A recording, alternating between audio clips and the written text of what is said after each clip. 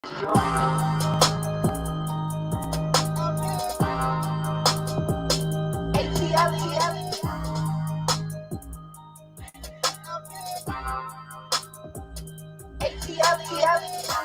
up, squad?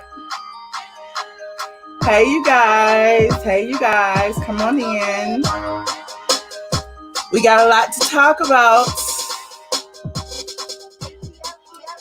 Shout out to my mods in the building. Hey, John, what's up? Hey, I see some members in here too. Hold on, let me see who in here. Glock Topics, Melissa, Aaron Mangrum was the first person in here. Hey, y'all.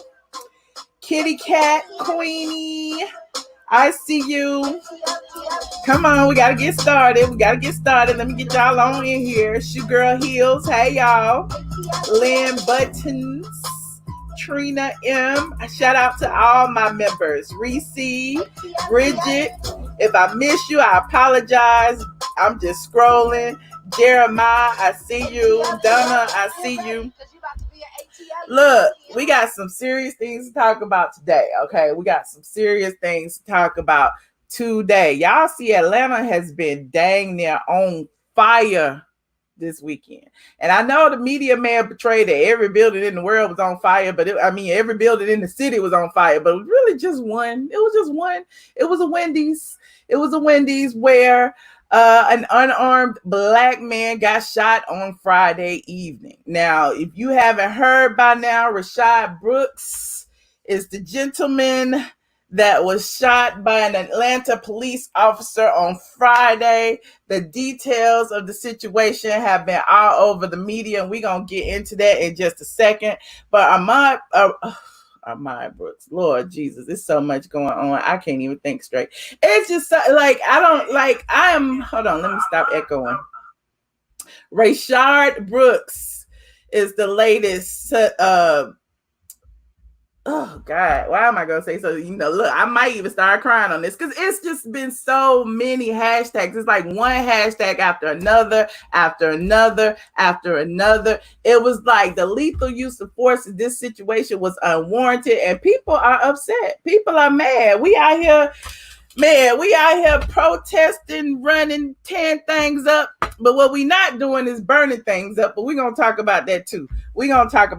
All I know is that there are a lot of black men getting killed by cops for unnecessary reasons. And people are going to look, we're going to see somebody like Candace Owens, sitting over here, being apologetic for the police department, saying that the man was a criminal and he shouldn't have did what he did. But at the end of the day, the man did not have a gun. The man did not do anything that, warranted being shot.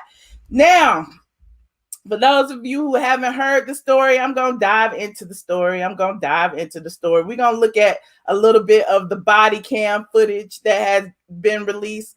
It is just interesting.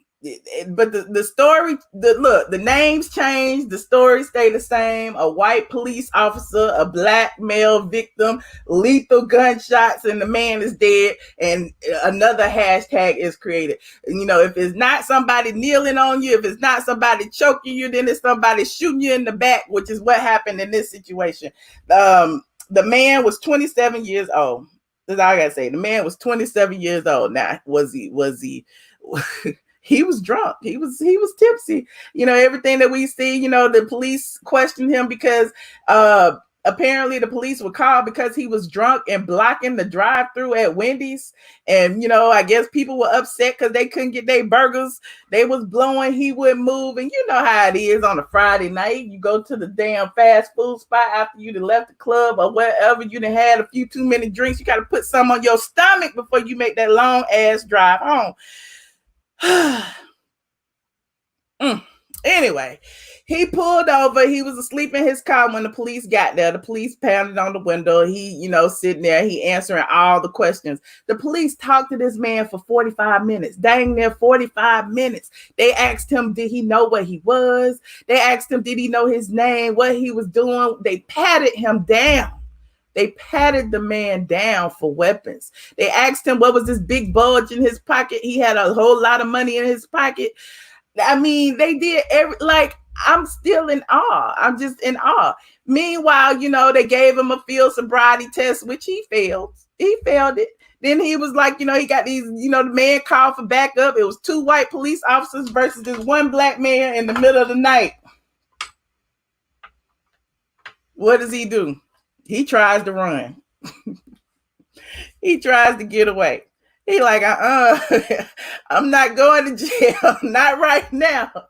Not in light of everything that's been going on. Now, if I go to jail, I may never see the light of day. So he ran, child. He tried to run. Since they put them handcuffs on him, he ditched.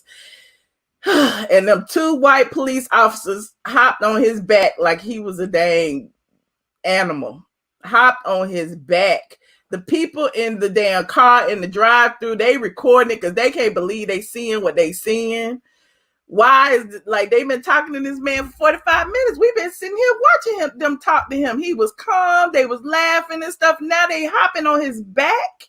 Why are they hopping on this man's back? The man looked like he was fighting for his life. But we're gonna look at a little bit of that. We're gonna look at a little bit of that. I'm just like right now, in all seriousness, it's just not a laughing matter. It's not a joking matter, but it's a matter where we got to put this in y'all face because I'm just so tired of it happening. And I'm so tired of people, making excuses. That man was a criminal. That man did this. That man did that. That man didn't do anything that warranted shooting him. Not a dang thing. So let me first go to the body cam footage, y'all. And y'all bear with me because, like I said, this is just a whole lot. This is one of the reasons why I just Hold on. Let me share this screen.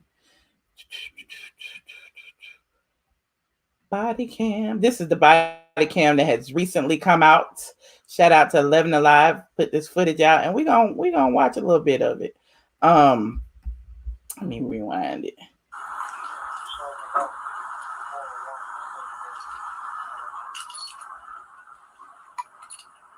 So the video footage is actually 45 minutes. They edited this down to 6.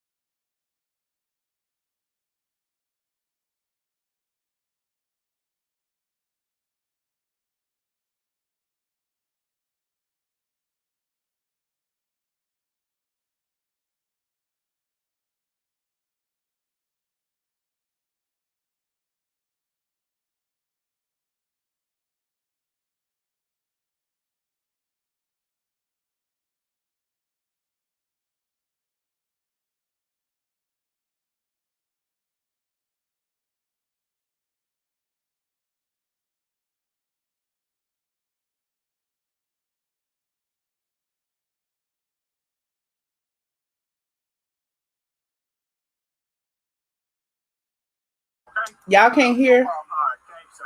Hold on. All right, stay in the car. Stay right there. Hey, what's going on? So, found him passed out in the parking lot. He was sitting here. So he was in the drive. Yeah, he said he was on, car's on. Took me like 2 minutes to wake him up. Kept knocking. Okay, can y'all hear it now? Can y'all hear it now? Tonight? Not much? How much is not much? About a drink, like 12 today. All right. Hey, you have your license on you real quick? Yep. All right. Just relax the car. What are you you here for a visit or what's I'm visiting. Where are you visiting? My mother's grave site. Oh, I'm sorry to hear that. Yeah. How long has she passed for? It's been probably about a year and a half now, but Okay, I'm sorry to hear my that. birthday's just passed, and my girlfriend's birthday just passed. But I went to visit her, and Yeah. All right. We decided to eat Burger King tonight, and hey, this happened. Right, I hear you. I say, babe, what's going on? Right. So here's what we're gonna do. We're gonna talk to this officer here for a minute, and then we'll be good to go. Okay. Oh no problem. All right. Thank you, sir. All right. Stay in the car. Stay right there. Hey, what's going on? So, found him passed out in the parking lot. He's sitting here. So he was in the drive. Yeah, he's on. Car's on. Took me like a few minutes to wake him up. Kept knocking. Opened the door. Like, shook him. Woke up super groggy. Got pretty good smell of alcoholic beverage coming out of the car. Eyes are watery and glassy. Slurred his words. Wasn't sure where he was. And he's telling me he had one drink. He said earlier. Tell me, I wasn't here, so can you tell me what happened before we got here?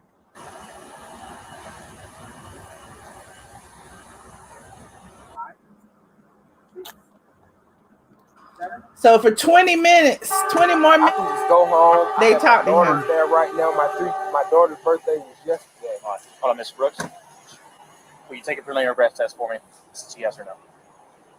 I don't want to refuse anything. It's yes or no. It's completely up to you. Yes, I will. Okay, just wait here while I grab it. What kind of drinks did you have? I'm not sure. It's something she ordered. She said top shelf or whatever. Top shelf what? I'm not sure. It was, like I said, it was her birthday, and You had about 1.5 drinks, but you don't remember what kind of drinks they were? no, sir. All right. I really don't, Mr. Ross. All right, I think you've had too much to drink to be driving, so put your hands behind your back for me. Yeah, put your hands behind your back.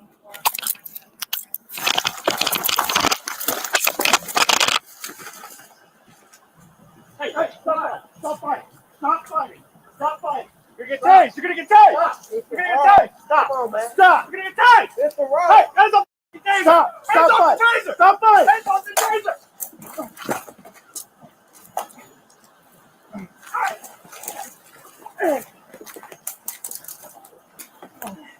Stop fighting. Taser. Oh. 63. Put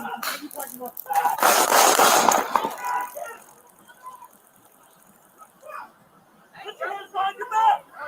Put your hands behind your back.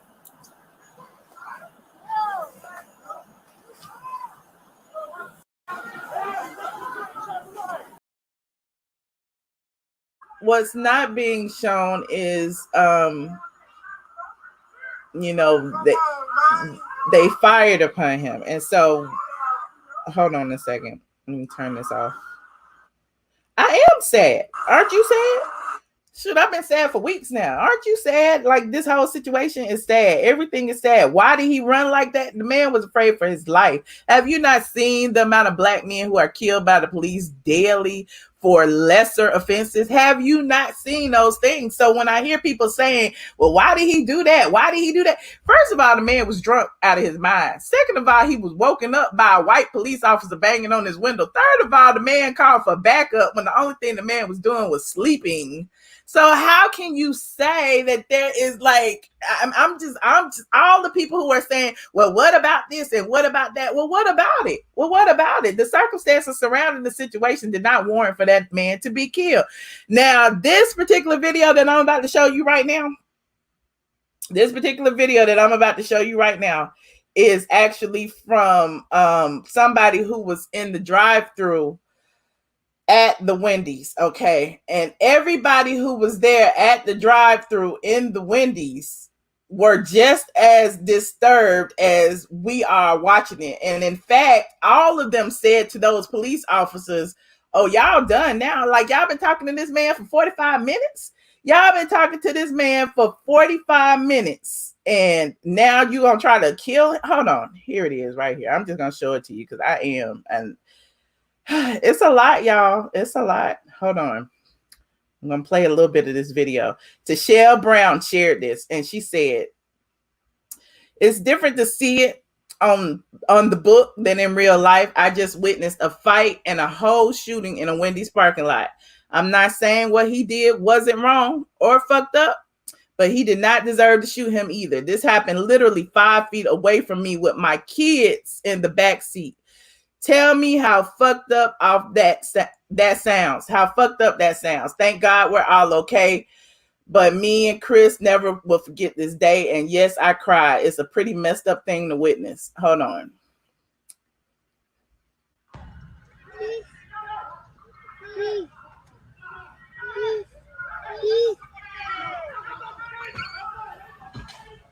Oh shit.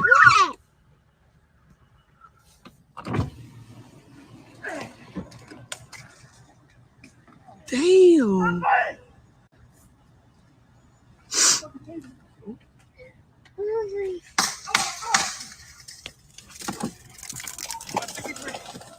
Fuck.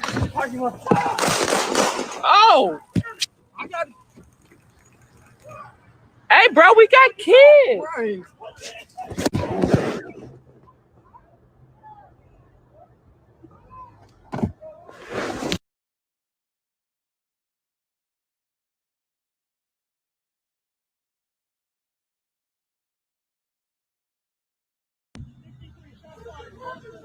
Damn, y'all just shot his ass, bro.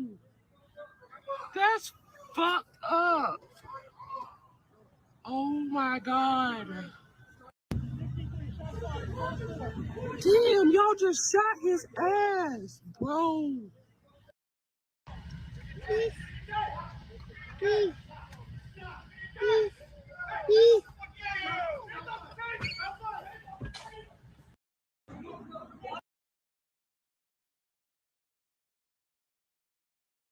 I know I'm muted. I was trying to find, there was a longer one where a lot of the people were talking about it. Hold on.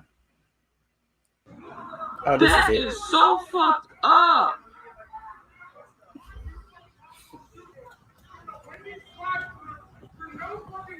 I caught that. Oh, I got kids in the back.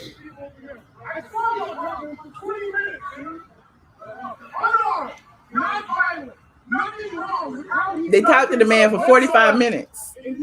Start a 4 right away. Got shots. Oh my. Wow.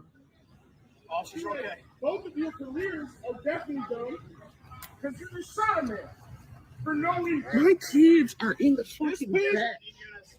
Suspects hit. We need a 4 right away. Yeah, suspects hit by your bullet, dude, for no reason. Oh my fucking god. Fucking clown. Atlanta's fucking on, right? For 20 fucking minutes for no reason. He's not even moving.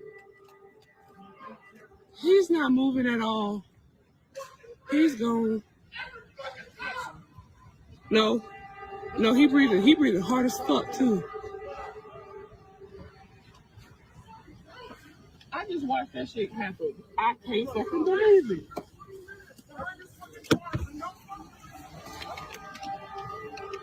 Damn, what the fuck is his number? Fuck. Now how are we supposed to get out of here?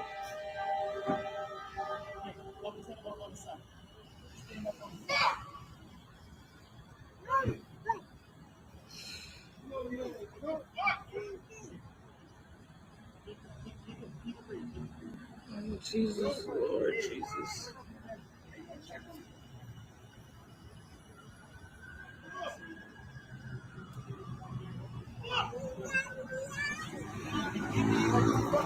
Yes, I got it.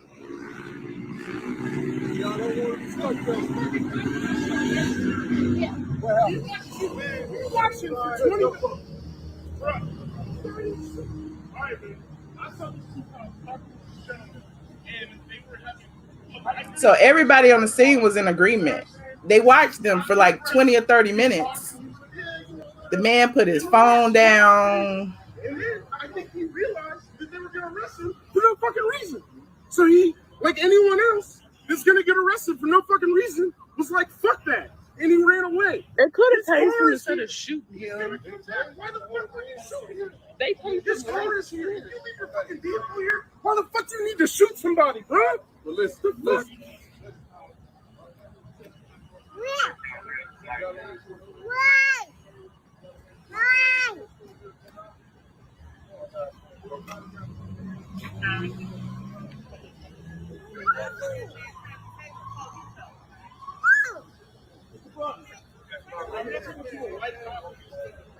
Oh my God, he died.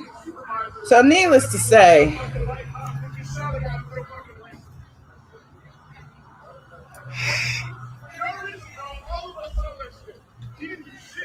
I keep telling you, like, they were like, it was 2 white men, this 1 black man, and he felt like he had to run for his life. And he, you know, he was drunk.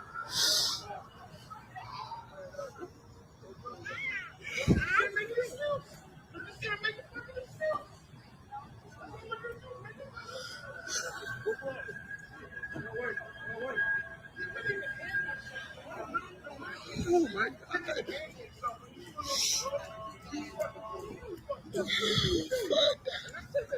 Your career is over. I just want you to get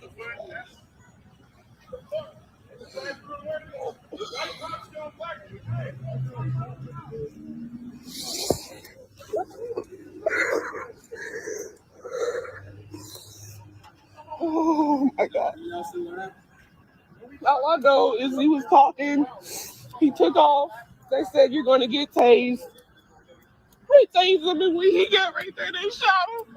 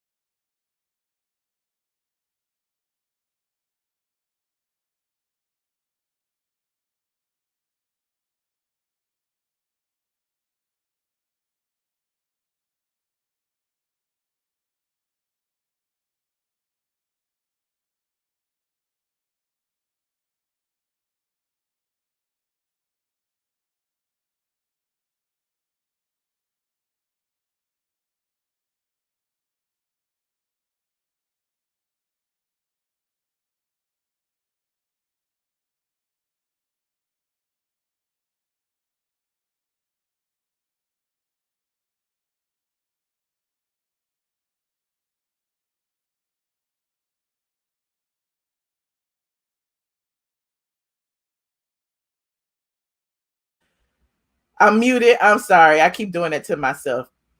But what I was saying is I'm just tired. I'm tired of everything that keeps happening. I'm tired of it becoming just another hashtag, another movement. Someone asked about the police officer. The police officer has been fired. The other man was put on desk duty. The officer that's been fired. Hold on, I'm gonna show you his picture. Hold on, I'm gonna show you his picture. His name is Jared Rolfe. He was hired by the department in October 2013. The other officer at the scene is Devin Brosnan. He was placed on administrative duty. Here is a picture. Wait a minute. That's Rayshard. I'm gonna put a picture of this officer's mugshot in here. I don't even think I have his mugshot. Oh, I do have his picture.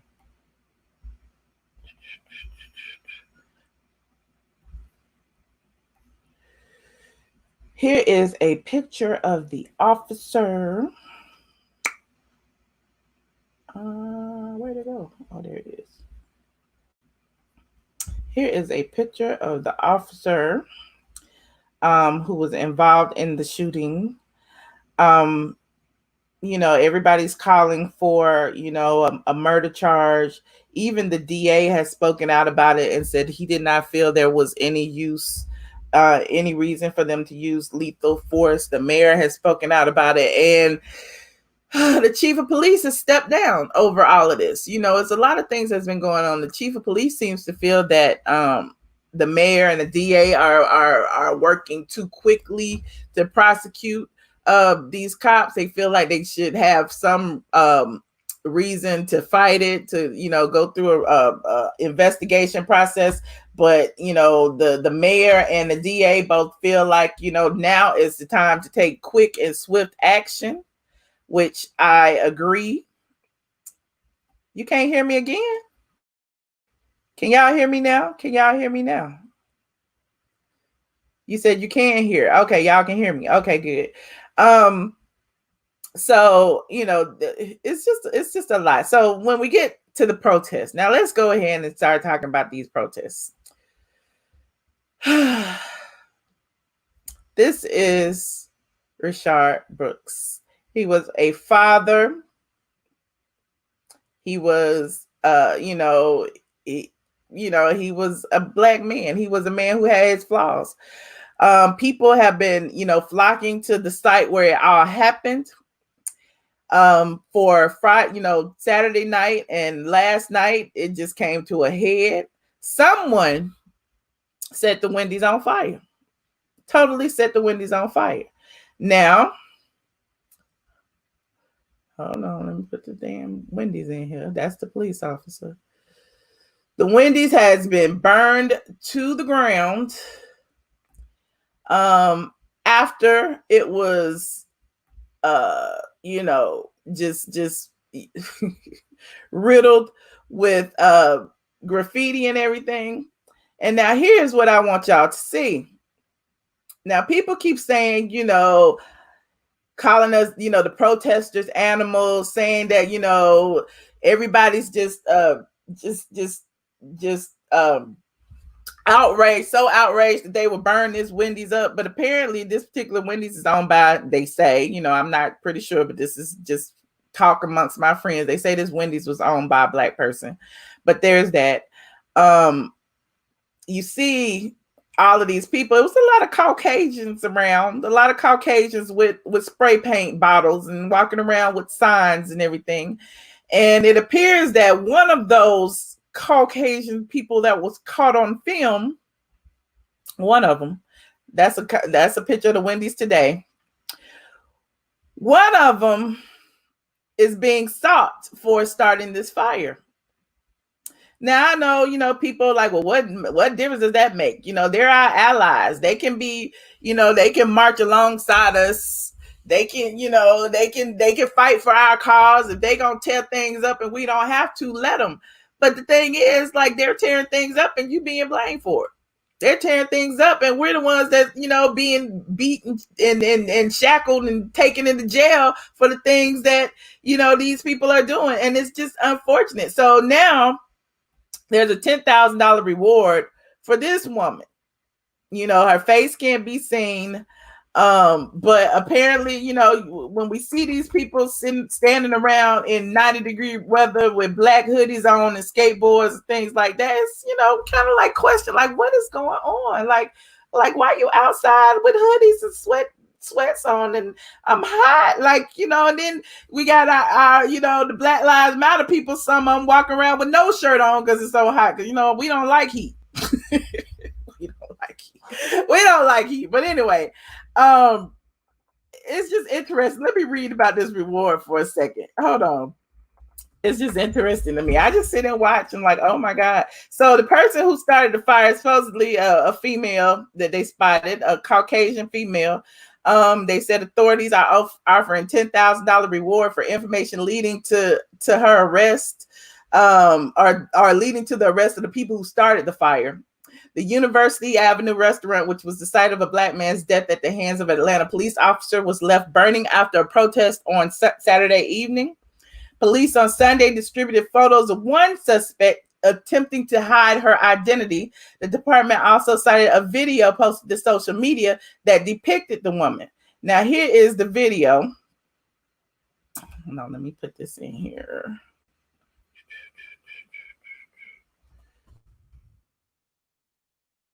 This is the video that was captured on Twitter. Look at the white girl trying to set shit on fire. Look at the white girl trying to burn down the Wendy's. This wasn't us. This wasn't us. Look at this white girl. Look at the white girl trying to set shit on fire. Look at the white girl trying to burn down the Wendy's. This wasn't us. This wasn't us. So, people have been saying, where is the Twitter? Look at the white girl trying to burn down the Wendy's. People are saying that the protest was peaceful. The protest had been peaceful for, almost a day and a half. So all of a sudden there were fires being started on the side of the road. Big piles of fire. First it was a bush, then it was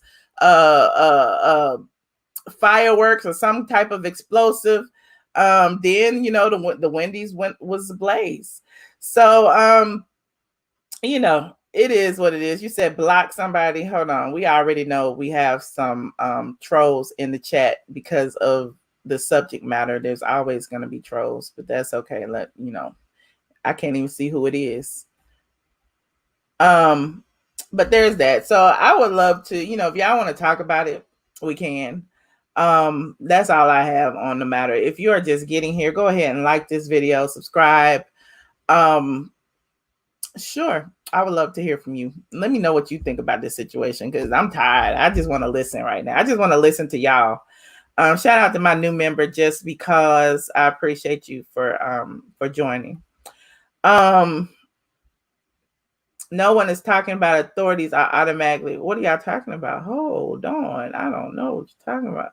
Crisis actors promoting violence, using our pain and misfortune to cause chaos. They want the National Guard and the marshals to take effect. That's true. That's true. When I saw a picture of the people who were blocking the expressway, because at the Wendy's there's an entryway to the expressway. It was also with a picture that I saw was a bunch of white girls. That's all I'm saying. I mean, I don't know if there were all white girls or it was just some, but it is what it is. The world is sick. It is. Black people do join in. You're right, but do not join in. You're telling people not to join in. Exactly, but they do, unfortunately. They're, because there are agitators in the crowd, and we know there are agitators in the crowd, and we see the agitators in the crowd. However, while, a lot of people, went home after the peaceful protest, there are some that, didn't. And the ones that didn't ended up being the ones that were unfortunately a part of the melee. Hi, Fee Love. How are you? Hey, Michelle. I've been better. You look beautiful, by the way. Thank you. I can barely hear you. Is it my? Can you hear me better now? Yes, I can hear you better now. Okay, I think my hand probably was covering the mic. I just want to say that I saw this the other day on Glock Topics. Shout out to Glock Topics. How you doing? Yeah, shout out Glock Topics. And I started following him the other night, and I seen this out there, and it just enraged me right away. I could just feel my blood boiling immediately. And I didn't watch I only seen like the clip at the end where he started running and they shot him. But I didn't know all the events that took place prior to it. And I just want to say that it just breaks my heart. Like, it's just, I got 3 sons, 3. And one of them is 28 years old, and I'm afraid for his life every day, because it's just, that man, don't get it twisted. Everybody wants to talk about the events that happened beforehand. But what I'm going to say is this, is that, he didn't want to get arrested. Okay, it happens. People are not always just going to lay down and allow you to handcuff them. This been going on for years. He didn't do anything to me that threatened those cops' lives. He ran. And I feel like they should be taught that you don't pull that gun out unless you are under lethal threat. I don't see anything lethal about somebody running in the other direction. I just don't. It's like, he running away from you, so how much damage can he do? The only thing that you can't do at this moment is arrest him. His crime wasn't even violent. If the man was drunk, he was asleep at the wheel, so he wasn't even driving. Like, it's just so much I could say. It's just, and it just breaks my heart. Like, you just get so tired of turning on the TV and hearing that another black man been gunned down like an animal. Yeah. Yeah. It's ridiculous. And, these people out here that's agitating the situation, they don't even realize it, but they could get us killed even more, because they're not calling them animals. They're calling us animals. Even if they have it on tape, that it was a white person that started it, they still blaming us because they claim we can't peacefully protest. And that's so untrue. Like, we know it's a bigger agenda going on at hand. I'm sure they know, but at the end of the day, we still gonna get labeled as a freaking animal. Right. You know, And I especially because mean, they already knew he was unarmed. They already knew, even if he took the taser from the man, you know what I'm right. saying? They already knew that, that's all he had, because he had already put his phone down on his car. He Yep. didn't have anything in his pockets. They had patted him down. They had sat there and spoke to the man for 45 minutes, actually Yep. laughed at him. Like, if you watch the extended version, they're asking him, do you know where you are? And he was like, I'm at the Wendy's in Jonesboro. Jonesboro is about 10, 15 miles from Atlanta, if you know. Okay. And, Okay. so they were laughing at him and, like cordial. So it's like you sit there and have this whole conversation with this man, and then the first thing you do to think when he runs is to take out your gun. Right. Like, that's the part that's what tells me this thing is so freaking deeply rooted. Like, at the end of the day, this man wasn't a threat. Now, when y'all tried to arrest him, he took both of y'all out. He did. And I mean, I'm just gonna say it. He took them both out. But you gotta think clean. though, like, and I know cops aren't supposed to be psychiatrists. Cops aren't supposed to, I don't know what cops are supposed to do at this point, because it seems like They all they are citizens on patrol. Citizens on patrol. But normally, you like, if it was a Caucasian man, let me just say, like, even if he has struggled to fight or whatever the case may be, they would have laughed about it, because at the end of the day, he was drunk. The man wasn't even running fast. He was right. He was running like 1 mile an hour. That man run to his car was in the dang driveway. Exactly. Run around the parking lot. So it's like they could have handled that a whole lot better. Yes, but it didn't have to cost a man his life. That's all. No, it really didn't. And that's the part that just really makes you so mad, because it's like, look, at the end of the day, he was inebriated. So he wasn't making the best decisions. Let's start there. He got the fight or flight mode. Okay. That's where he was in. He was in fight or flight mode. His endorphins kicked in and he was like, I'm out of here. Like, to me, I just don't like, why is the first thing that you go to is lethal force with a non-threatening man? And I mean, he was taking them out on the ground, but at the end of the day, when you drunk, you got that He-Man strength anyway. Like, you just do, and I'm in the service field. I've told you what I've do many times, but I'm a registered nurse, and police officers and paramedics and firefighters, we're all supposed to be kind of almost like the same family when it comes to dealing with the community and stuff like that. I'm like, if y'all, they look at us, Black people, like we are immediately some horrible, horrific threat. Like, I just don't understand why the first thing that they got to do is pull out a gun. Even if you shoot the man, you couldn't have shot him in the leg. Mm-hmm. You couldn't have, like, why did you have to shoot to kill? I just don't get it. I guess that's therein lies the problem. Police are trained that when they do shoot, they shoot to kill. They're not shoot to just hurt you. They're that is what they are trained to do. So right. They didn't even try to run after him. And that's the other thing. It ain't like the man had committed no horrific crime. He hadn't hurt anybody. He hadn't been accused of shooting or hurting or raping or doing he hadn't been accused of anything. And I don't care what his past was. They don't know what his past is. And at the end of the day, they're out there if somebody breaks the law, they are supposed to, arrest them or whatever the law calls for. But they are not supposed to be judge and jury right there on the spot for somebody that they're arresting. It's like, to me, they want to arrest the man, have his trial, and put him in jail. They want to do everything right there, when they're supposed to be arresting them. Like, I just don't get it. So now he got a death sentence because y'all decided he should have a death sentence because he ran away from y'all and because y'all couldn't handle him on the ground. Like, all of that, I feel like their pride was hurt. So rather than let him run off, they pulled a gun out and shot him. Like, and I know what they're going to say. Oh, my life was in danger. Your life was not in danger. You stood there and talked to the man for 20 minutes. That's true. That's true. It's just, okay. No, I talk to you all night long. You know I will, but I I appreciate know it's other people, but just hang in there. It just makes me so mad. I'm gonna go back in the chat, but it's just ridiculous because this could have been our brother, our sister, our uncle, anybody. Mhm. So I just pray for their family, and I hope everybody, I hope we can get through this yet another unnecessary killing. Right. Thank All you. right. Have All a good night, Michelle. Bye.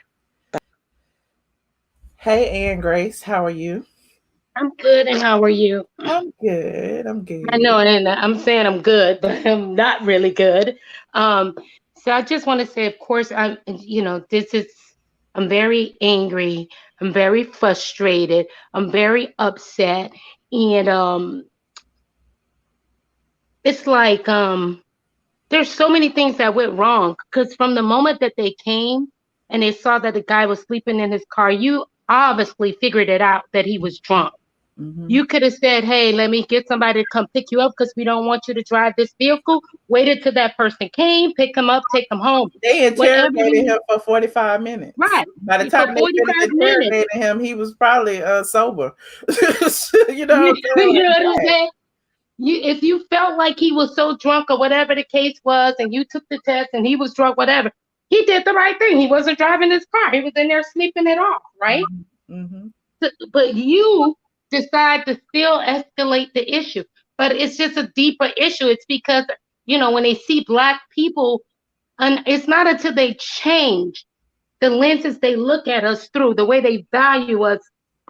Our company had an open forum, and I said it to all those people, white, Black, and all us on that same forum. You guys look at us, and you look at us worse than even a dog or an animal. It's like we're not even a human race to you. And so that's what saddens me, because that is the way that they value us. Like, they don't value us. We have no value. Animals have more value than we do. And that's the sad part about it. They just took another man's life. Another Black man life, and I know what they're gonna do, like they always do. Try to vilify us, try to pull up everything. You know how it is. Black man use drugs, he's a drug addict. White man use drugs, what? He has a substance abuse problem. Trouble pass if a white man did something before. Black man, they criminalize you. So they're gonna do all of that. But at the end of the day, it didn't have to result in you shooting him in the back and killing him. Sean King just showed a video of a white man, Jerry, who did it worse than he did against the police. He took their baton from them, beat them all across their back with their baton. But Jerry made it home. He made it to the jail cell. He didn't get shot down. He didn't get killed. They reason with these people. Dylan Roof shot a church full of people, and he made it home. Correct. And they put a bulletproof vest on him so nobody would shoot him on the way to the damn courthouse. So yeah, you're right. And then the kid here in Florida, where I live, who shot up all those kids in the school. He shot up all those kids in the school. You took them to McDonald's for a meal. Mm-hmm. You understand what I'm saying? So, and you look at us and you say we have no reason to be mad. You look at us and you say we have no reason to be upset. You look at us and you say the racism doesn't exist. You look at us and you make it seem like we're just making this stuff up. But no, we're frustrated because this has been years, hundreds of years of abuse towards the Black race. Mm-hmm. And so, yeah, I'm just really, like, this thing really took me out, because I'm like, not again. We're supposed to be a little bit more conscious now. We just went through that and we saw the blood spill and all the protests, and we're not trying to get you to understand what it means to look at us differently and just treat us fairly. Right. And it frustrates me as a Black person, because when I look at this country was built on our forefathers, our fathers' back. They slaved, they were beaten, they were lynched. So people could come here and have the land of the free. People come from other countries, have a better life than the Black people in the same country. How is that? That's a problem. That is a problem. And it's not going to be until they change the way that they view us, till they see us as the human race, till they see us as the human race. And some of these people just have hatred in their hearts, and it's not going to even get healed till their hearts get healed. You can just see some of the hatred when they just spewing hatred to these people who just standing up quietly with a sign. Why does that make you so upset? Me holding a sign saying that my life matters.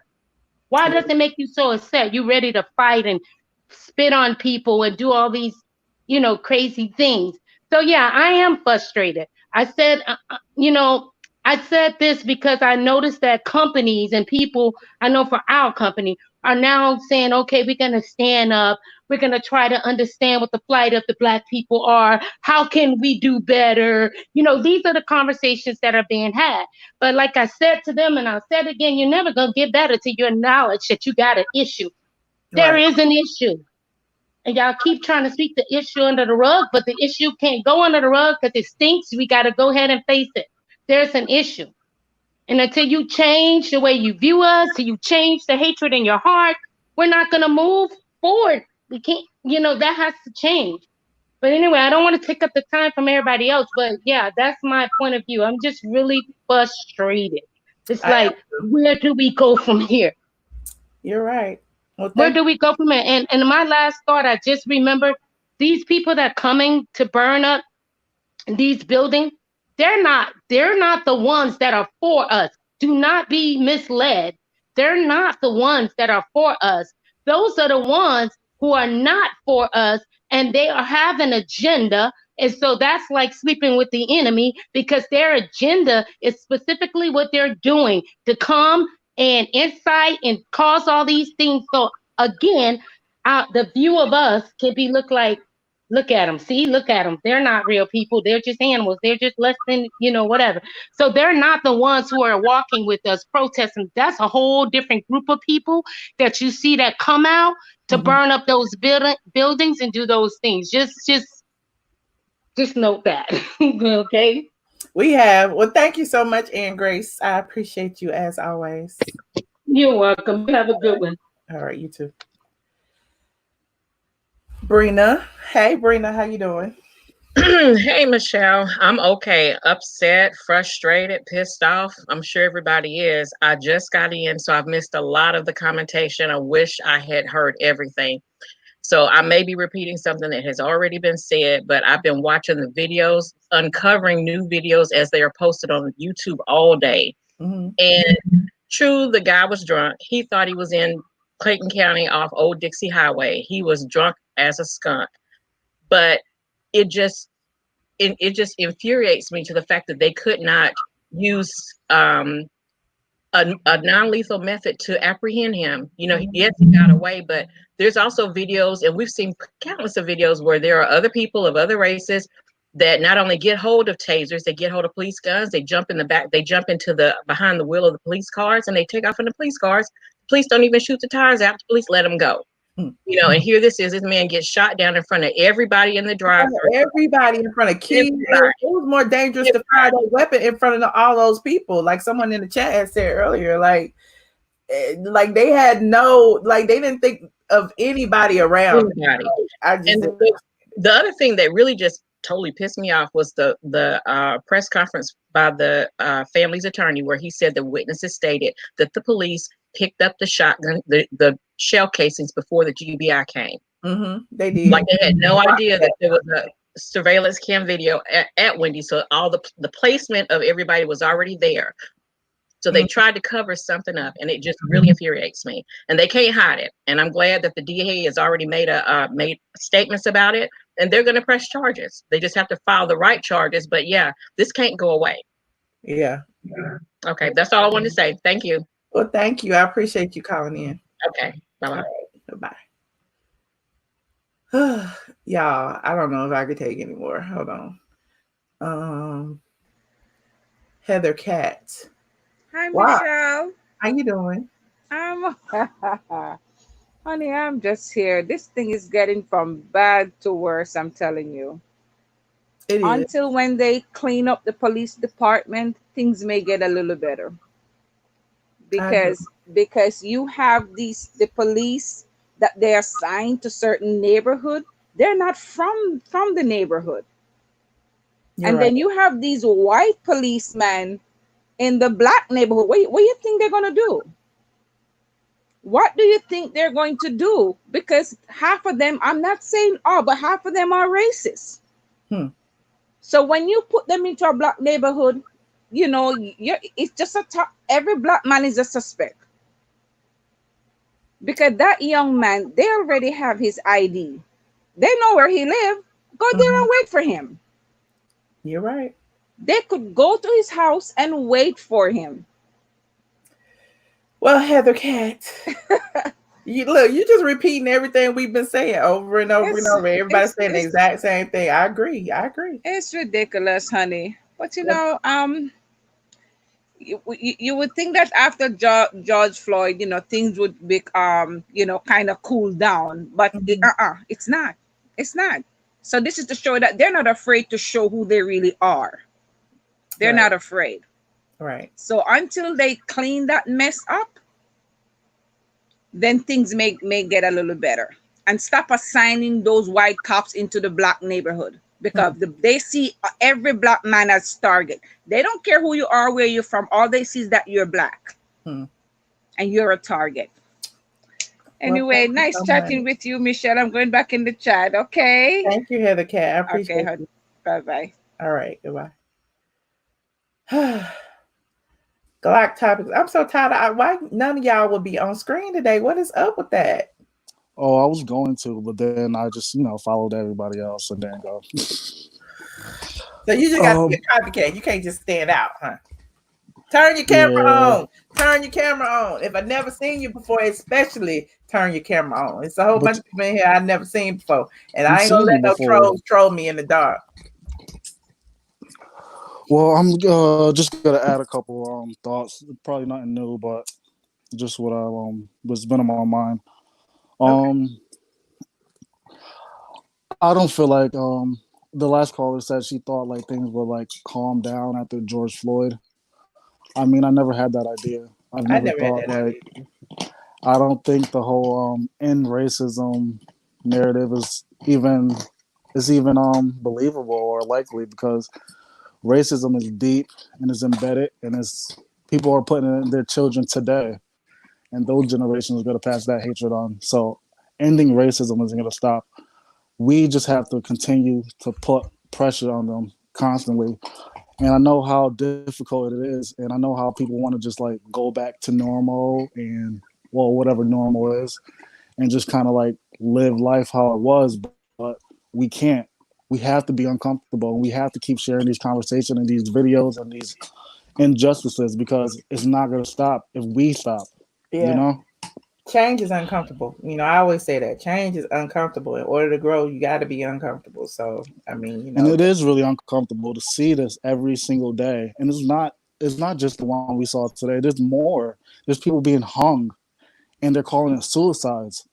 So it's a lot of things going on, and we just kind of have to just keep our pressure on them, because small things are happening, but they're not happening in the ways we need them to happen. So we just have to keep pushing forward and have some type of hope, even though that sounds like so far away and so distant. No, what T.I. say today, since people talking about it in the chat? Honestly, I didn't listen to T.I. I don't. It's not going to provide me anything, honestly. But I'm pretty sure he gave a similar message. I've always felt afraid as a black man going outside from cops. When I was young, I was about 12 years old, just coming from the store, and a big ass truck pulled over, and like 6 cops hopped out. 2 more cops pulled up later on, and they all like surrounded me. I was scared shitless. So my first thought was to run, but I didn't run, and it was all because I matched the description of somebody, but that's how they get us. We always match the description of somebody because we're black and we're wearing a similar color. And I mean, that shit is just ridiculous. And it's always been in my mind since I was like 12 years old, even younger. So it's like, I don't know, it's not going to change, but we just have to keep pushing forward. So what are your thoughts about this situation and how he ran? And I know there's a lot of people who are, well, he shouldn't have ran and he shouldn't have did this. But I was like, it looked like to me he was probably in fear for his life At that point, you've been like sitting there interrogated for dang near 40 minutes, and then it's like, no, what's gonna happen now? That's what I got from the situation, that he was afraid, and honestly, I didn't know why I know why they chased after him, but I didn't know why they shot. Because at the end of the day, they had everything. They had all his information. They had his car right there in the parking lot. They patted him down. They know he had no guns. So, I mean, he was just shot because that's what they do. They shoot us. Yeah. Yeah, I know it's heavy, but that's all I have to add to that. All right. Well, thank you so much, Glock Topics. And you look beautiful, Jay, just to add that. Oh, thank you. That's sweet. Thank you. Have a good night. All right, you too. Finally, a face. I know. I don't know if I should have did it. Come through hair. Yes. Well, y'all, I like your post on the hair. Thank you. I don't feel beautiful. This has been rough, and I know it's been rough on everybody. And all I think about is my 18-year-old son. And he just graduated high school, and of course, he wants to go to the parties, which they should not be having anyway, just because of coronavirus. But then also, we don't necessarily live close, which means he would drive to the places, and I'm just so nervous, and I hate to put my fears on him, but everything that's happening is driving my anxiety through the roof. I can't even lie. Yeah. I think we're all suffering right now because we all have had experiences. Even as a Black woman, I've had experiences with the police where it shook me up. You know what I'm saying? So when we talk about this situation, it's like, I understand. Like, it's a whole lot of people out there that don't understand, but I understand. It's just, I don't know. And it is a scary situation. And as I've mentioned before, I work in law enforcement. I've been pulled over for a ticket or a busted tail light. And unfortunately, it is true. Once you tell them who you are, the whole narrative changes, the conversation changes, and then you go along your way. And it shouldn't be that way. Yeah. But I feel like because I'm Black first, and I'm just trying to get home, because I don't trust them all. I really don't. Well, I don't really trust them, but I use my shield, and it's not right. Yeah. But I'm being honest, because I need to get home to my children. Yeah. Yeah. Well, thank you so much, Mina, for calling in today. Yes. Well, you all have a good evening. All right. Thank you. Keep your head up. Absolutely. All right. Hold on. Let me see who is in here. Oh, yes. DJ on Demand. Another face. Thank you. What's up? What's up? I see you doing good on your channel. I'm trying. I'm actually in the office right now, trying to pull some stuff together. I just put a video together. I'm getting ready to edit it.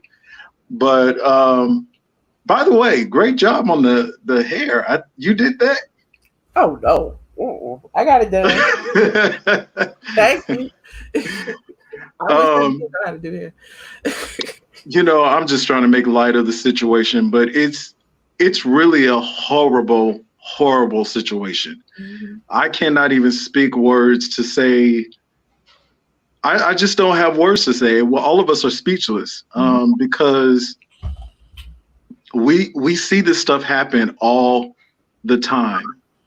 I think it's becoming more and more prevalent that we're actually are able to communicate it a lot better because, there's been some media coverage on it. But at the end of the day, we've been dealing with this every day of our lives as Black people, as Black men, and as Black women, but more closely, our Black men. And the reason why this is happening, Michelle, is because they really want to totally eradicate the Black race, period. And if there's no seed, there's no seed to plant. If there's no seed to plant, there's no plant to grow, and then there's no generations. So they're not going after just anybody. They have a target. And us Black men, we have a target on our backs. We are moving target, and this gentleman was not. This was not a situation that could not have been easily controlled with the training that our law enforcement agents go through. Now, sure enough, hairstylists probably are doing more hours of training than our police officers. But the bottom line is these police officers, the situation. These police officers actually have to come with some type of training before they go to a police academy. They usually try to hire somebody who's been in the military. Now, come on, you've been in the military for many years. You've gone through basic training. You've gone through reserves and all kinds of stuff. And then you get into the police department, and you mean to tell me you don't know how to take down a person who only has a taser in their hand? Are you kidding me? And not to mention, I've been scrolling through a lot of videos out there, and the narrative is definitely different from white people, white men, than it is from black men. There's videos out there that are showing white men taking over the police officer's weapon, and they never get a shot. They never even get tased. There's videos out there of white men taking the cop's car and leaving them, and they're not dead. Another day. they live to talk about it. They live to tell the story. But our black men don't get a chance like that. They don't get a chance to tell the story. They don't get a chance to tell their story. Now, I know there's a lot of people out there that are talking about the fact that, you know, he was loitering in public. Okay, he was loitering in public. Okay.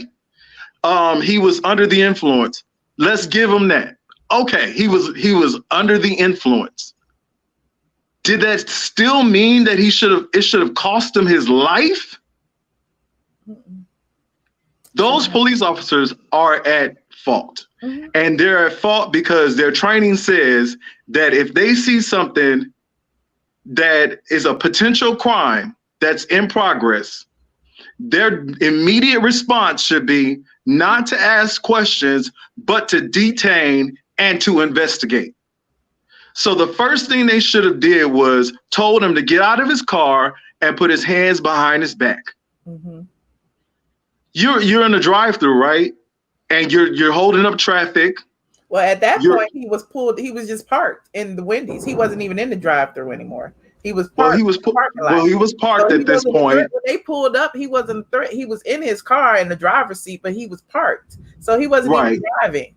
So the initial call was because he was blocking traffic and fell asleep. At some point, he pulled off and and just parked. So I'm like, by the time the police got there, you go look on YouTube at all the body cam footage. The first police officer got there, he was parked at the Wendy's. Second police, when he called for backup, the first police was already talking to him at that parked car. So at no point did they even see him driving. So it's like, you didn't even have enough evidence at that point. The only thing you had was somebody called the police because he was blocking the drive-through. And he was saying he didn't drive, somebody else drove, blah, blah, blah, blah, blah, and nobody was with him. And of course, he had this story or whatever the case may be because he was drunk, he was scared, he might have been high, who knows? Right. The facts remain. Y'all talked to him for 40 minutes, did a field sobriety test, took the man's phone, took his ID, like everything before y'all did all that, before he even, before y'all had to tackle him.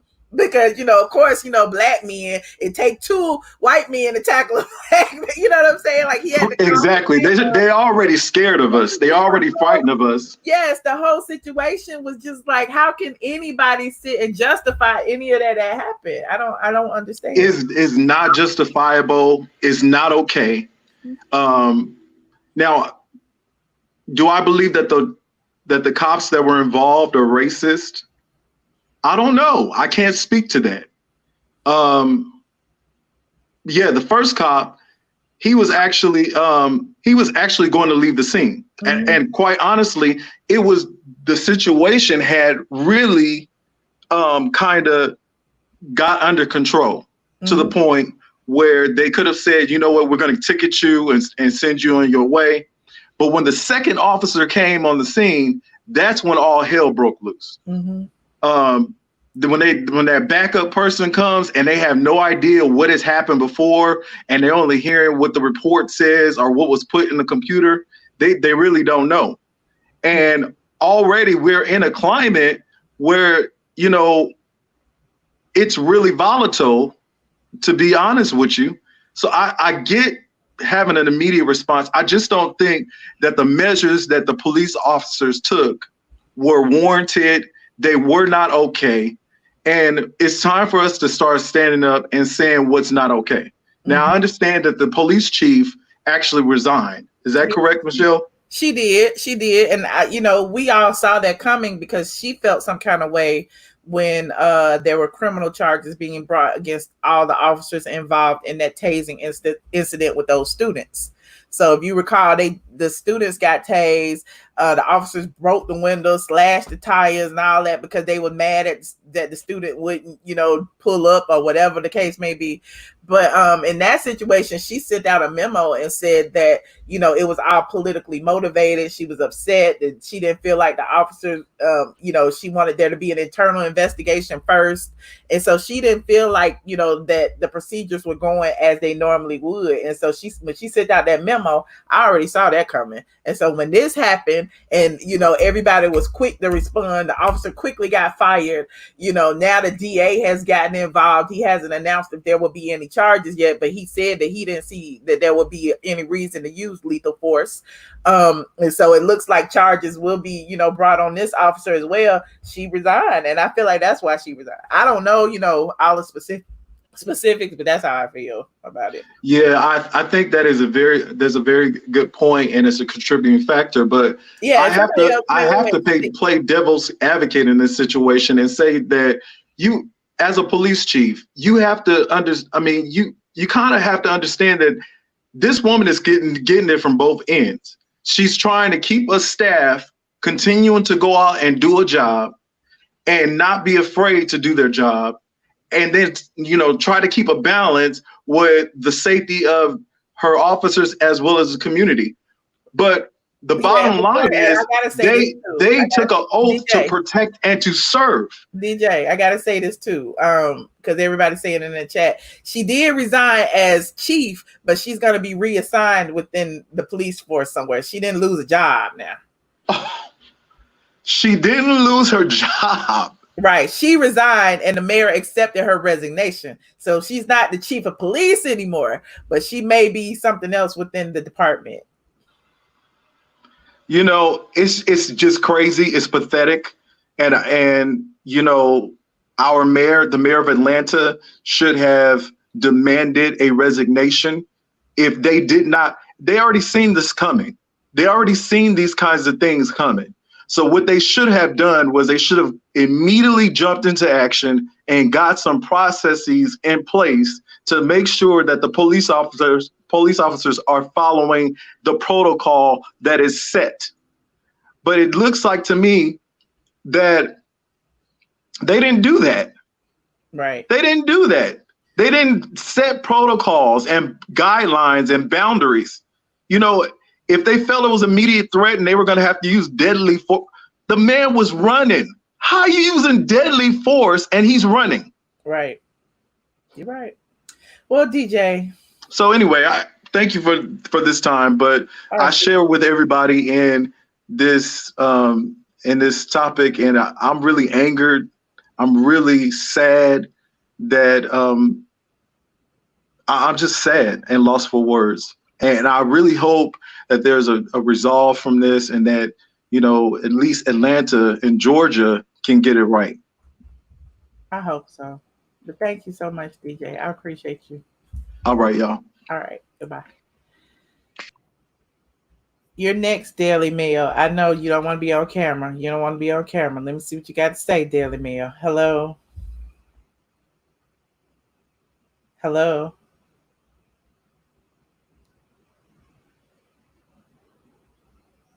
Nothing. All right, Daily Mail. Dream. live shine. Hello. Can nobody hear me? Hi. Hey. Yeah, can you hear me? Hey, how you doing? Hi, fine. Thanks for having me. It's nice and sunny where you are. Where are you calling from? From Michigan, Lansing. Oh, okay. Before anybody starts saying Detroit, Lansing. But yeah, we had a beautiful day here. We had a good. It was awesome here today. I had to get out of the thick of things before I thought anything was gonna jump off at the basketball game, and then when I was leaving, I saw y'all on here talking about this, and I'm glad that these conversations are being had because it's utterly ridiculous what's happening to us, and I know it's not just me that's traumatized. I know it's every single one of us that have black males in our families and us as black females because we can't forget Breonna Taylor got killed in her sleep, murdered. But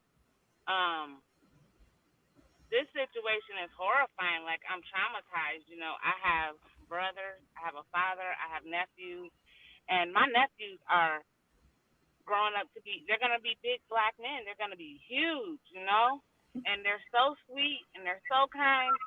And I'm terrified every single day because nobody's going to know that from looking at them. That's not what they're going to see. They're going to see them as a threat. And I'm terrified for that. Every day I'm praying for my nephews. I think about that. I think about us as a people and how so many of us still keep this disconnect where we don't see it as ourselves. But every time they're doing this to one of us, they are doing it to all of us. And if we don't get that as a people, we will fail. They have been killing us, and they have been doing this for years. Everybody keeps saying this isn't new or whatever, and that's true. This isn't new information. What's new is that they are blatantly putting it in our faces, y'all, in an attempt to traumatize us, and we are. You understand? Like, so it's not just a matter of, oh, the media just wants us to see this. They're doing that with intent to say to us as a people that they are going to kill our black men, and there's nothing that we can do about it if we don't change that narrative and let them know that no, this stops now, like today. And I have so many conversations with people, and I hear so many people, they keep thinking in that individualized way, like, oh, as long as me and my family, or I'm gonna protect my family. When they don't get it, that if any of us are unprotected, all of us are unprotected. You're right. Because it can be your family, and then what? You're right. You're right. I'm traumatized. When the police get behind me, I can be doing absolutely nothing wrong except for minding my business. I have insurance. I have a driver's license. People would say I could be doing absolutely nothing wrong, and there's an anxiety that comes over me that I cannot even explain. Sometimes I have to pull over and cry because even though I did fucking nothing wrong. I've been there. Like this is so bogus, and the fact that like if we as a generation don't stand up to them right now and stop this and realize that this can be any of us, they're blatantly telling us we can't do nothing. We could be at church praying. They can come in there and kill us and get a cheeseburger afterwards. Right. And it doesn't matter. They can kill us. We can't go jogging. We can't drive. We can't go out there and eat. We can't do nothing. Like this is crazy.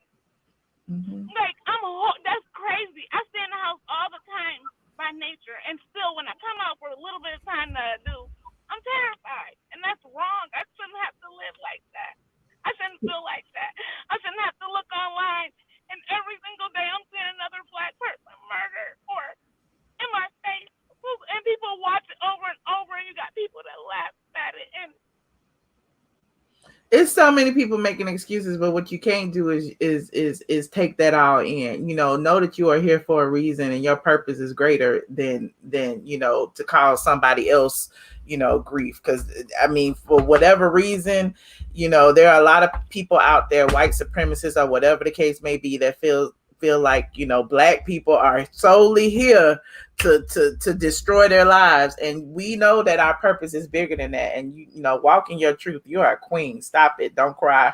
I'm right there with you. Like, I'm frustrated. I feel like where are the answers? What do we have to do next? We need to strategize. We need to be more supportive of each other. Black men need to be more supportive of Black women, and vice versa. And we need to lift each other up, and we're stronger together, period. And so it's 100% we are. And the infighting between us, that's what has to stop. When people say, what is the answer next? Black love, us loving each other as people. That is a thing that used to happen. We didn't look at each other as separate entities. We used to look at everybody as we were part of each other, because that's the truth. And the real thing is, where did that disconnect happen? Because we did love each other and we did care about each other. And as a whole, I hate that a huge part of what is publicized is what they call, what I don't believe in, Black on Black crime or whatever. But which I don't believe that as a thing. But I feel like I hate that that's publicized so much, because then people try to be like that's us as a whole, and it's like, that's not us as a whole. We don't kill each other. We're not hateful. That's just a way to deflect from the issues at hand. And that gets on my nerves too, when they try to create separatism and try to say bring all these other different groups into it and say, well, Black people don't respect this group. How come no, it's about Black people, period. If you are Black you are included in that group. Why are you trying to separate everybody and cross the from it? It's not. The only thing that's separate from us, that I feel is separate from us, is that as a people, I feel that we're kind, we're loving, we're accepting of other cultures, and that's how I look at Black people, like as a whole. I don't look at us like hateful and we just kill each other and just negative. I don't look at us like that. There are some people like that, as if there is in every ethnicity. You know what I mean? But that's not us as a whole. And that's what that narrative being portrayed is what bothers me. And the only way that we get over all of this stuff is if we have Black love amongst each other, starting with, especially between women, Black women, woman to woman, us loving each other and stopping creating hateful narratives towards each other, because we are the mothers, we are the creators, we are the backbone of life. Right. And that division alone is what also is a huge part of everything else that's wrong with this world. You know what I mean? Because we are the piece to our men, and we're also their educators and their nurturers. You know what I mean? So everything starts with us and our attitudes and how we treat and love each other, because we're the ones who teach everybody else how to love each other, basically. And that's where it all has to start. And then we need to go out here and we need to take every single one of these seats. There's enough Black people to do that in every area, and that's what seriously needs to happen. Forget all the complaining and all that. Get us in the office, and when we get into the office, go up to our offices and say, we want this. That's how we make them move. Call up there, go up there in groups and say, we want this done, and they have to do it because they work for us. That's what we have to do right now this year. Everything has to change with every single seat that's available this November. That's what has to change in on our local area and on the national area. And we have to do that. That's what we have to do. Everybody keeps saying, well, what do? We have to demand things. We have to demand that we get our reparations in money, not in them giving us some kind of service or something, in cash money, just like they've made off of us, land. which was originally promised to us and never given to us, and it's ours anyway. But I won't go there. And I feel like we should all have free college education 100%. Those are the three things that all of us should be on board to ask for and demand. And I don't know why all these celebrities or people that are having these big conversations, I keep listening to them, and I haven't heard them just say, like I just gave three things just like that. That's what we want. There you go. And that's what needs to happen. Okay. That's it. And I don't see who can't agree with that. We want our cash. We want our land. And we should not have to pay for our college education. We shouldn't. All of our student debt should be wiped out. And that's 100%. Our ancestors built this. Everybody else has been compensated but us. And now they're still blatantly disrespecting us by killing us on live television. And they still won't give us our money. They still won't give us our land. They still won't compensate us in any way. And they compensated everyone else. They compensated the Native Americans. They compensated the Asians. They compensated the Jews. They compensated the Italians. So tell me why us? Why don't we deserve to be compensated? And we built this whole thing. Every single dollar that they have every single day came off of the backs of our ancestors. So why don't we deserve to be compensated? Why aren't we demanding that? Why are we unfocused off of that? You're right, Dream. Well, look, Dream, you That's gave all us a I lot. had to say. I appreciate you. Look, you gave us a lot. I appreciate you, and yeah, I want to cry right along with you. I love us, and if we get together, y'all, and we as a whole, that's all. I just want to put this narrative out there. If we as a whole get together and we say, this is what we want, this is what has to happen, they have to do it. It's too many of us. That's why they want us to keep killing our babies, y'all. 800,000 a year. Because they know powers and numbers. And we can rule this motherfucker like we're supposed to. Sorry for cussing. That's all right. I had to say it. Thank you, Dream. I appreciate you, girl. I love y'all. All right. Thank you. Y'all love us too. God bless. Oh, yeah. Child, I don't know how many more calls I can take. I'm just so stressed out. Okay, hold on. Wait. Hold on. Hello, powerful. Hey, Michelle. I'm one of your new subscribers, but I have been looking at you since the quarantine for us.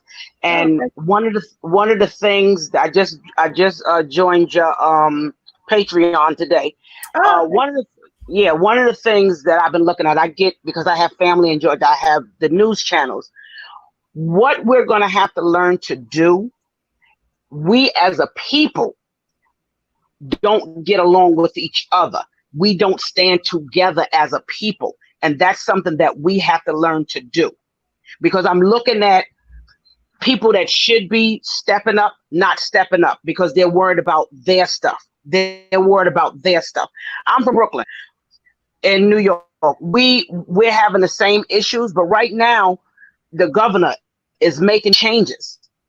Our governor's making changes. Y'all got to get on y'all politicians, no pun intended, next, and make them do their job that y'all put them in the office for. I mean, we're still going to have issues, but we got to make these politicians do what we put them in the office for. If they can't do what they're supposed to do, then they need to get out of there. It's unfair, because it's like, you say what we want, you say what you're gonna do, and then when you get in there, you don't do anything. You're right. This young man lost his life for what? Because of an officer is in his feelings. Sleep in his car. The man was in his car sleeping. Right. Think of how simple that is. That could be anybody. But the officer is in his feelings, because now this guy roughed me up. He took my taser. Oh my God, how am I going to explain that to my coworkers? Come on, you a punk and you shoot somebody in the back? Now, one of the questions that I did ask on the chat, they fired him, but did they arrest him? That's coming. They said okay, and now his partner that was with him, they put him on administrative leave. What is he, on leave without pay, or he's sitting in the precinct? I don't know. See, those are the things that y'all need to get from y'all politicians. Okay. Those are the Brandy, answers look, that we need to get from the politicians. It's barely been 48 hours. You got to give them credit for doing it this soon. They didn't wait. They did it immediately. No. I do get that. I do get that. Mm-hmm. But at some point, right now it needs to be an emergency sit down. Yeah. Because it's getting ridiculous now. It's becoming ridiculous. That's like in New York. They're thinking about revamping the whole New York police force. And if you don't live in a borough, you don't work in New York City police force. And that's the way it should be. You don't know how to deal with the people in my community because you don't live in the community. You live in Long Island, Nassau County, but you can't get a police job out there because they won't hire you. So you come into the city and get a job because you are a colonizer and they will hire you. Okay. It's a lot. I'm sorry. I'm just like, oh my God. Like my head. It is a lot. When I heard that the other night, I was like, oh my God, I don't believe this. Maybe I thought I was dreaming. I'm like, maybe I heard something I didn't think then when I woke up the next day, I turned on the joint. I said, I don't believe this. Mm-hmm. And then to say that, okay, the man was in his car asleep. So if I knock on the window, oh, okay, I've been drinking. Okay, sleep it off. I'll go tell the people in Wendy's that he's good, sleep it off. But to pull him out and do all that, was that necessary? Yeah, no, it wasn't. It wasn't. And they talked to him for 45 minutes. And yeah. Yes. But if it was a colonizer, he would have made it home. He would have made it home. He would have made it home. We know that. Well, powerful. Your words are powerful. I appreciate you so much. Thank you. I like your hair, Michelle. Thank you. Thank you for joining my Patreon. I appreciate you. And thank you for being on camera because everybody's scared. I appreciate you. No, I'm not scared. I'm from Brooklyn, New York. Ain't no scared in me. All right. Well, okay. Bye-bye. See you soon. Thank you. Hold on, McKenna. I'm gonna get a few more, y'all. I'm drained right now. I am so drained. Oh my God. So I'm trying my best not to cry. My lash is about to fall off. Hey, Juno. What's going on, Michelle? My bad. I definitely will get on camera next time. My fault. I'm just trying to find this lighting because I'm so dark skinned. I look like a shadow on the camera. Really? If you black, you like black. Be happy. I look like but I look like one of them death dementors from Harry Potter. You know, you don't see my face and all this. It's a lot. But now, I just want to say, first of all, you do look very beautiful today. You look very beautiful, and and thank you also, because I know you're going through a lot right now personally. So thank you for actually coming on the chat, coming live and allowing us to discuss this, especially so soon after the incident. And pretty much everybody else said what I'm thinking, so I'm not really going to say much, but that's pretty much all I wanted to say. Okay, thank you. All right, well, you take it easy. Say that was beautiful. That's all you want to say, I mean, that's what I'm going to say. Man, we want to know what black men feel about this situation. Like, how would you feel if you were in the same position? If you got wakened up in the drive-through, you were sleeping it off, you was drunk, then these two cops come and you question for 45 minutes. Like, how would you feel? Would you have ran? Would you have felt like, I don't know what I want to hear from a black male perspective. Well, I'm a little bit rebellious anyway. So I've always been that way with when it came to police officers. I've always argued back. And, police officers had a crime be done. Like, literally, it says proceed with caution on my record. So I'm shocked that I haven't been killed yet.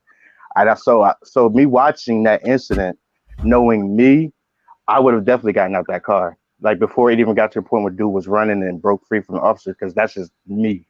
So, I mean, but I mean, I understand different people react differently.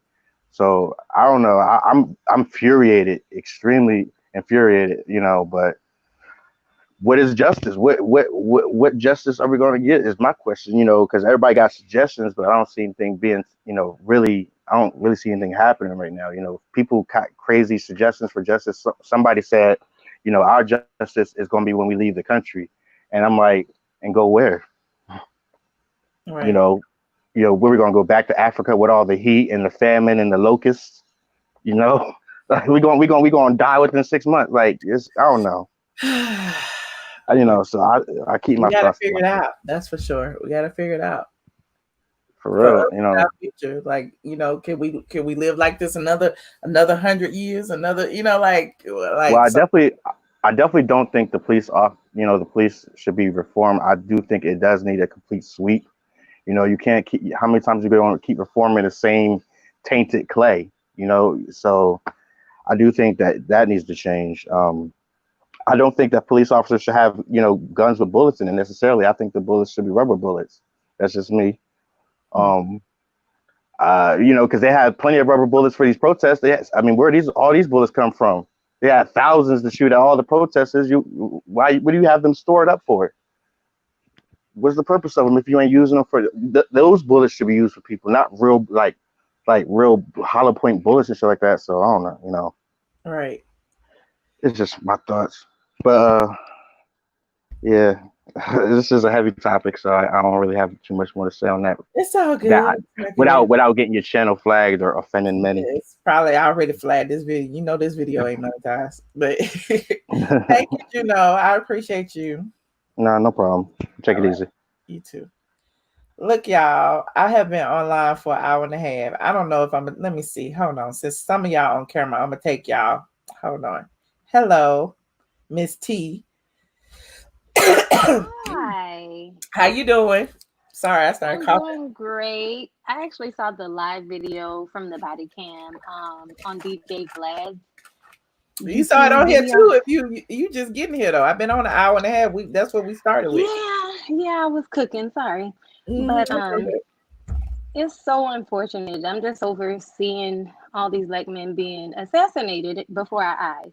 Mm-hmm. So I'm just fed up. Burn everything down. That's how I feel.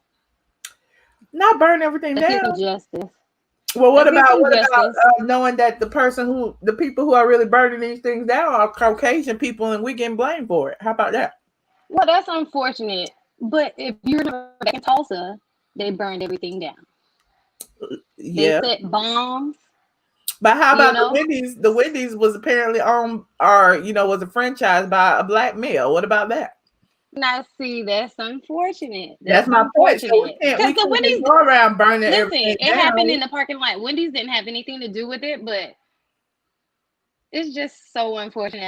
I'm flabbergasted about the whole situation, and I just been watching it, just watching YouTube videos, watching a lot of stuff, and I'm just fed up. I have a black son that I'm raising, and he's just 11 months. This is a suspect who allegedly burned down Wendy's, and they're looking for her now. They said it's a Caucasian female who was spotted wearing a black hoodie, had a backpack. She was the one who allegedly started the fire. They have social media video of people saying we didn't do this, and showing her actually throwing some explosive or something into the Wendy's. And there's now a $10,000 reward for this woman. Well, I almost want to think there's some Trump supporters within the protesters, like there's people out there doing stuff that they're not supposed to be doing, and it could be people that's out there doing stuff that might, when they was still in the Dior bags and stuff like that, they perhaps might have needed to see their families. I don't know, but I don't know how I don't know what else we got to do to show these people that y'all got to stop killing us. Right. I don't know. Other than burning shit down, tearing some stuff up, like we gotta do Black Panther, okay? Back in those. I don't know if burning this shit down. And I know, riots are the language of the unheard and all that. And I know, but my thing is, it's not us rioting. So we can't just sit there and say, okay, we're gonna burn this down, then let somebody else burn it down, and then they blame us, and then we looking stupid. Like there's not a strategy in place right now. We out there. And this is another thing. I think we all need to do like a whole organization, like everybody that's organizing, everybody just needs to come together and we all do something. Mm-hmm. Something like that, I think. But that's all my comments. And I love Kenya more. I wanted to say that. Okay, Okay. fine. We can meet me over here, but that's okay. You're welcome. It's okay. I love you We'll let anyways. I we'll let watch you you hang out. We'll let you hang out. you bash my girl, I still tune in. I appreciate you. I don't dislike Thank Kenya. you. I just dislike the things she does. I must say, being a fan of hers, some of that stuff go across my head. I'm like, it's for TV, you Mm. know. So I do oversee some of those things, but she just gives the reality show what it needs. I just must say. So that's all I Okay. have for you. I'll let you live today. Thank you, Miss. Thank you. All right. Bye. All right, bye. Yes, hold on. Let me see. Let me see. Hold on. Hello, Ruth. Hey, hi. Can you hear me? Yes, I can. Hi. Where are you calling from? I'm calling from England, London. Hi, how are you? What do you think about this situation that we're going through over here? Yeah, I'm in Nigeria from Africa, but I live in London. Mm-hmm. Yeah, Welcome. so I just really want to sympathize with you guys and seeing what is going on is really hurtful. I feel really, really sad and I really some things I'm going to say maybe you won't like, but because most of these things that's happening, our African presidents, our African leaders, they are just the useless people I've ever seen Mm-hmm. because they're supposed to have make Africa better by now, but because of greediness, they keep looting money, stealing from people, making Africans really suffering, and now they are not helping because as things that are going on now in America, in London, in many other places, Mm-hmm. Africa wants to be one by now and starting to take things away from people from all over the world, these white people from all over the world. I think maybe they would have realized by now that they need to do something quick because most of their gains and things they are getting from Europe, America, and other places is from Africa. The riches that they're getting is from Africa. Mm-hmm. But because our Africans are not doing much, is making all people outside suffer, because by now Africa is a very big place, it's a big country, Mm-hmm. and it's a big place that Nigeria alone is very powerful place. They would have been saying something by now, seeing our black people suffering outside other places. No one is saying nothing. No one is doing nothing because of greediness. I don't know why. And this is why I don't go to church. I'm not a Muslim. I'm not anything because I don't just believe that this is anything praying for. I only pray to God. And I know any other thing I don't care about because I don't know why we're suffering like this. Why? Even here in England, coming from Africa, we come to suffer here because of our greedy leaders. It's so sad seeing this, seeing everyone everywhere, black people suffering everywhere. It's so saddening. It's so painful. It is. Now even in Nigeria now, they're not saying nothing. None of our leaders is saying nothing. At least if they make the countries, our places better, you people will see where to come to. You will see where to go to say this is home. You're right. So it's so painful. This is why I say I have to wait because it's past 1 today. I say I have to wait just to speak with you today, just to say these things because many African people are really they feel really bad now, but we have bad leaders all over Africa. We have bad leaders.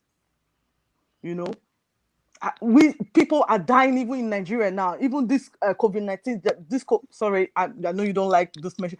They are dying. People died. Police even in Africa are killing people, killing poor people for no reason. For what? Because of money? Wow. It's the same. I mean, we have the same struggles, different continents, same struggles. It's greed over here too. Yes, how can it be? Our people are suffering outside and they are suffering back home as well. It's so bad. It's so bad. I don't know what is going on. What we did wrong. What we did wrong from long time ago. I don't know what we did wrong that we are all suffering like this. I don't think we did anything wrong. And no, I know, but I'm just, it's, you kind of think too much everything these days. You think things, Yeah. So I'm really sad. I feel bad, and I don't know what, it's I feel really, seeing all these things on TV. You can't do nothing. Even people back home want to start protesting in Nigeria. They start killing people because of that, because they can't speak. Because they can't speak. They went to the embassy, to American embassy, doing protesting. They start beating the pastors. They beat pastors, beat people that went there. Now everybody's running. They can't even go because most of them even to eat some. They can't even eat to go and protest.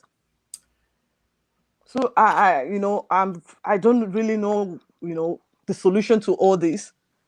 I don't really know the solution. Right now, there is no solution. Right now, it's like that's why everybody's protesting. That's why everybody's angry. At this point, it's like we need to stand up for our rights, but then nobody knows what the solution is or what we're exactly asking for specifically. And that's everywhere. So I think until, we create some, worldwide organization that has a list of demands. I don't know what the answers are. None of us do at this point. But all we know is there's some injustices out there, and we need to bring to light all of these injustices that have been hidden for so long. Like nobody speaks about them, and now with social media, we see everything everywhere. Because I know about it. So and that's because we used to look up to people in America and other places, like, okay, at least they are doing great there, Mm-hmm.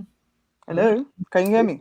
Yes, I can hear you. It's the same. It's the same here. We have our struggles as well.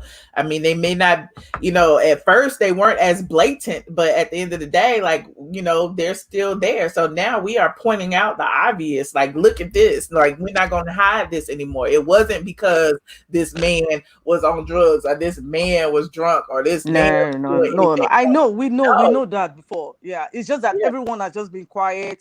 Just trying to live life normally, but now it's getting too much now. I understand. We know what is going on. We know everything. We've seen it, and we have a lot of Nigerians that goes from trying to look for life in America. I'm here in London as well. So we're just looking for surviving where to survive anyway, and still here we are not still welcome anywhere we go to. You understand? Yes. Anywhere we are, we're not welcome. Even though, I work in the hospital, they'll pay the white nurses more than the black nurses. They will treat you wrong. They will make sure you do more work than you're supposed to do for your pay. So it's everywhere. And it's just, it's so sad. I really sympathize with you guys so much. And I hope all this goes away. Well, I appreciate having the discussions and bringing, Well, I just want to say that we know what is going on, and just we see it. Mm-hmm. Well, thank you, Ruth. All right, and then you look. Oh, let me tell you, you look pretty now, and your hair is well done now. You're pretty before, but you're looking, It's all good. Y'all didn't like my quarantine hair. That's okay.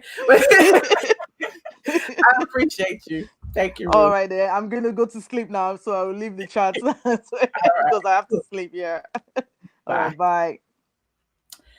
Hold on. Who else is in here? Hold on. Miss T, did I talk to you already? It's a whole bunch of y'all in here. Lord Jesus. I can't talk to everybody. I'm talking to one more person. Miss T. Miss T. Hello. Okay, Miss T ain't saying nothing. Reese. Hey, Michelle. Hey, Reese. Yes, it's a lot. It's a lot. It's just heartbreaking. My biggest question is everybody keeps saying, I feel like we just can't win. Like, my question is how do we not lose? You know what I'm saying? Like, everybody's like, oh, he ran away. Or my thing is, if you're signed up to serve and protect, then protect. Like, My one question is, why wasn't this man given the option of calling a family member? Mm-hmm. He was not operating the vehicle.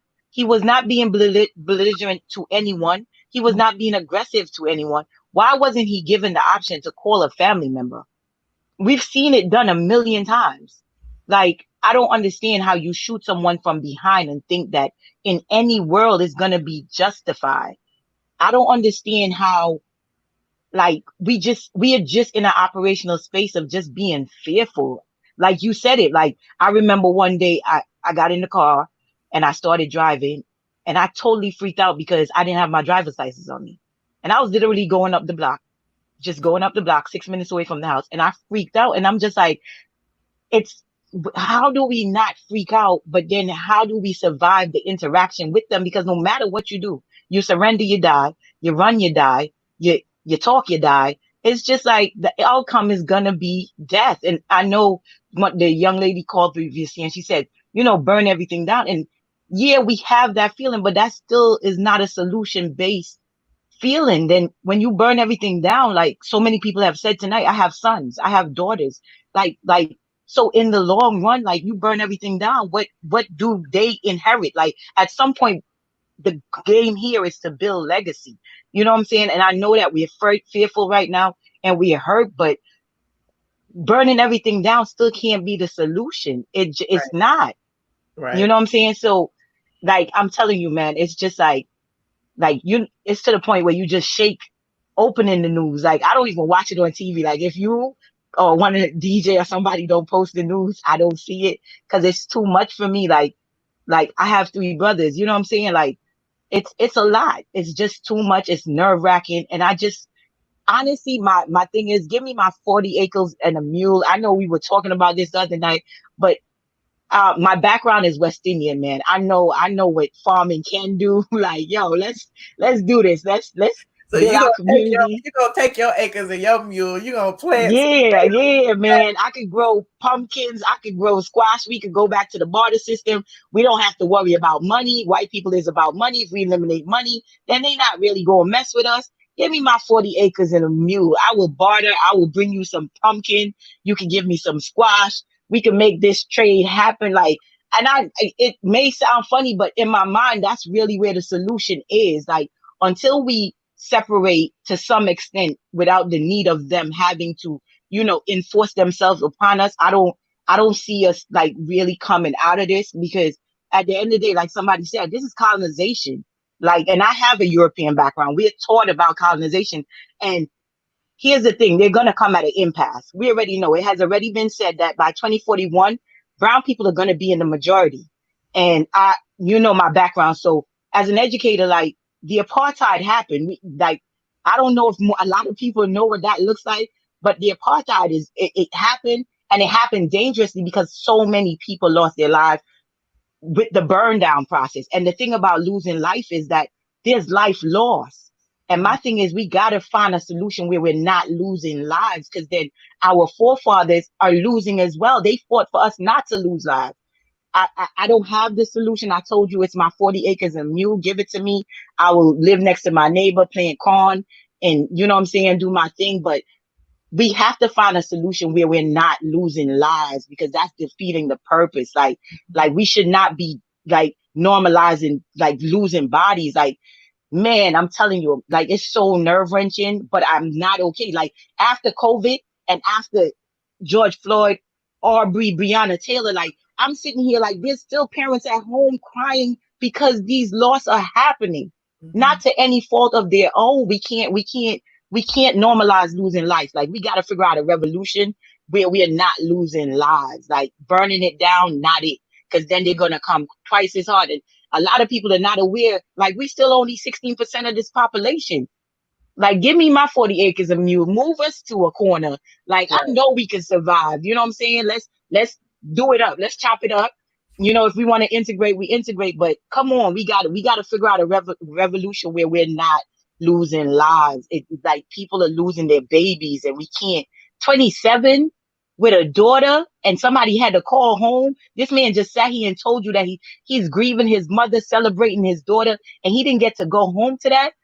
on a fact that you could have just had somebody come pick him up. Mm-hmm. Nah, man, like, come on. Like, I'm an educator. We gotta keep going to school. Like, I need an officer to, like, in New York, you gotta have 60 credits. You know what I'm saying? Like, I need you to have more than that 60 credits. I need you to sit there and go through the system, take all 120, get a bachelor's degree. I need something to change, because obviously what's working right now is not working. It's broke. We got something got to change. I don't have the solution, but like, I don't care if they have to sign up and take all the African American courses that they are offered. Like, if you can make it through all them courses, because I took it, and you can still be an officer, hey, more power to you. But I think, like, we need to culturally aware each other. Like, you don't need to take 60 random courses. Take psychology, 1-on-1, 1-on-2, where you have to, like, know how to, like, think. Like, there's no protect and serve here. There's no, you know what I'm saying? Where is the process? Where is the process of problem solving? You're telling me that you couldn't come up with a process of problem solving without putting cuffs on this man? Anybody would freak out putting cuffs on. I've worked with teens, and we taught them know your rights. As soon as the seminar was done, Michelle, we dismissed a group of Black boys. As soon as they walked out the building, they were surrounded by cops. If we had not, as administrators, walk out to make sure they dispersed properly, they were stopped because they were in a group that just walked out of a Know Your Rights seminar. That's what the officer said. Oh, we stopped them because they were in a group. They just walked out of a seminar. How were they supposed to leave? In single file?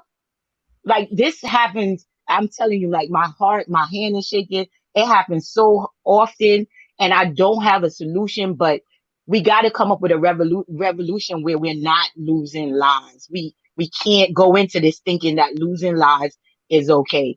I love your look. I like the little cultural shirt. I know nobody want to say it, but I'm feeling the little cultural shirt with the embroidery. Your hair's on fire.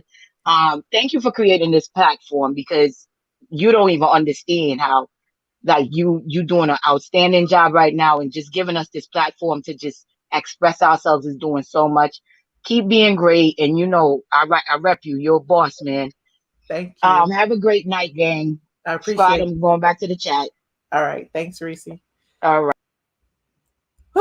That is the last call for today. If I didn't get to your call, I apologize. It was a whole bunch of people back here. Ginger, thank you so much for the Cash App. I appreciate you. It's a lot. Go back to the beginning of this video. We reviewed everything. We reviewed the footage. We reviewed the footage from the people in the drive-through. We reviewed the body cam footage. We reviewed all of that. And it's, look, from me, I'm sitting here as the judge on this platform. I don't see where this man should have lost his life over sleeping in a car. Like, it's just unfortunate that, Black men, Black people in general have to be so, on guard when it comes to the police. The police don't, at this point, they ain't protecting us. How are they protecting us when every single time they get called to a situation, somebody dies or gets hurt or is choked to death, or like, it's just so unfortunate. And here we are yet again with another hashtag. And this was just 2 days ago. This was Friday night in Atlanta at Wendy's, and I guess, it hit home to me so much.